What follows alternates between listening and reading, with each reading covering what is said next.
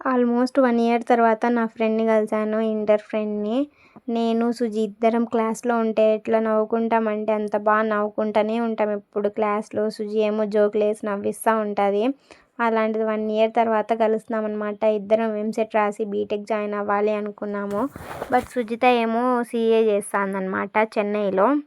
ఇంకా ఒక 2 weeks back వచ్చింది ఇంటికి. మెసేజ్ చేసింది ఇంటికొచ్చాననేసి.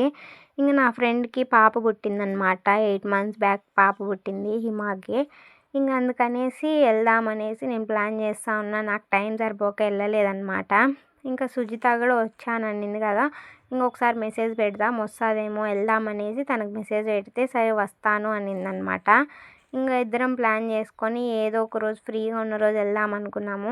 ఇంక నాకేమో ఇక్కడ సెకండ్ సాటర్డే, సండే 2 ఒకేసారి వచ్చినాయి కదా! ఇప్పుడు వెళ్దాంలే టైం కూడా ఉంటుంది అనేసి ఇప్పుడు అనుకొని అప్పటికప్పుడు ప్లాన్ చేసుకొని వెళ్ళాము. అట్లనే మా ప్రిన్సిపల్ సార్ని కూడా కలిసినట్టు ఉంటుందనేసి.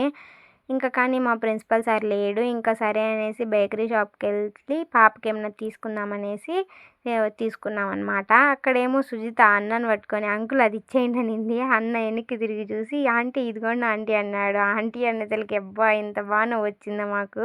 ఎప్పుడు నవ్విస్తూ ఉంటుంది సుజిత అట్లా మాత్రం. పాప దగ్గర